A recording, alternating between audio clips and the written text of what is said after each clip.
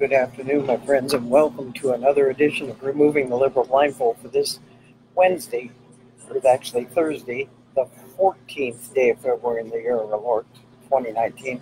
Today is the 21st anniversary of my dad's death, so it's something that's got my mind elsewhere for a little bit, but that is okay.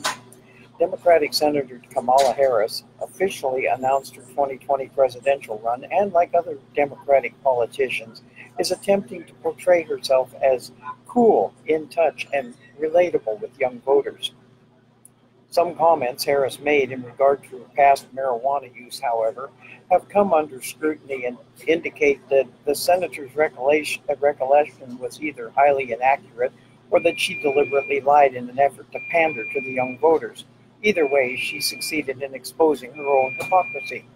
Earlier this week, Harris sat down for an interview at the popular New York City morning radio show, The Breakfast Club, where the co-host attempted to debunk much of the negative attention that has been circulating around the senator and former California Attorney General. The conversation turned to Harris's support for legalized marijuana, and she admitted to having used it during her college years. And asked what music she listened to while getting high, Harris named a couple of famous rappers. There was just one problem. Those rappers didn't debut until several years after Harris graduated from college.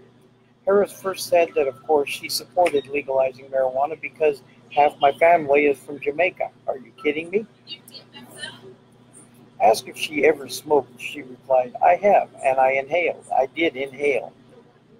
A not-so-subtle jab at the former President Bill Clinton, who danced around the subject in the 90s by claiming to have smoked weed but not inhaled in the past.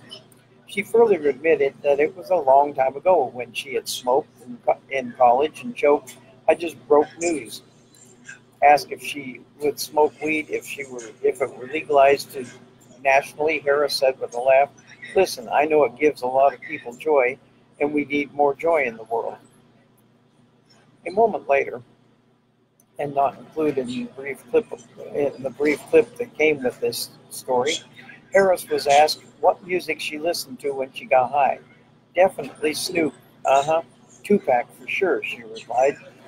Except as reported by the Washington Examiner, Harris either misremembered what she had been listening to or purposely lied about it, as a simple chronology of events shows. Harris graduated from Howard University in 1986, but Tupac's debut album wasn't released until 91. Snoop Dogg didn't release his own debut album until 93, 7 years after the senator's college days were over, so she must have really been high then. Indeed, if Harris is accurate in recalling that she listened to Tupac or Snoop while getting high, that would mean she was illegally smoking weed while serving as Deputy District Attorney in Alameda County. Furthermore, Harris's claim that she has long supported the legalization of marijuana has also come under scrutiny and is unsupported by evidence of her actions in not only the District Attorney's office, but also her role as Attorney General.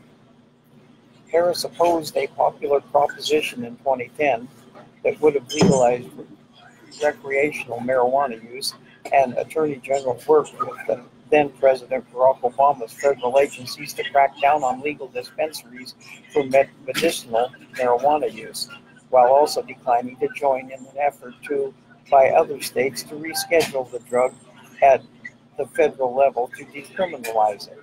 And now to remove the liberal blindfold here, folks. The Democrats are constantly confused, I think.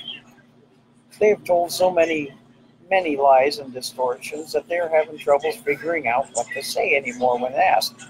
And the problem lies in the fact that they don't even realize why people are not believing a single thing that they say.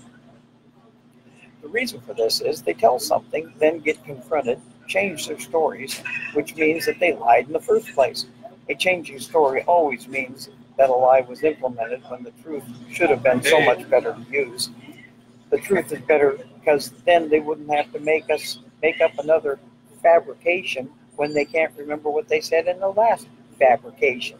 Both political parties do this, but the Democrats have have taken it to a whole new level and gotten really good at it. Good to the point that they can't see why people don't believe them when it is them that is telling the truth. Good. The trouble is, the truths that they are telling are only truths in their own feeble minds. The rest of the world knows the real truth. Democrats need to learn it. And one thing that I found this morning was a poll that asked, where do you stand? 90% said they supported USA Constitution. 10% said they support social communists. There you have it, folks. The Democrats' way of making socialism mainstream? Lie. Still a long, long, long way to go because the Constitution is way, way, way better. Thank you all for being here, and we are here to push the facts that the liberal, lying, lamestream media leaves out. Facts that change the story from what is right to what the left wants, which is never right anymore. Truth, justice, and the American way are the continuing casualties in everything that the left stands for, and the American people need to learn that. God bless America. God bless our troops. And as always, we will not be ruled. Have a safe and blessed day.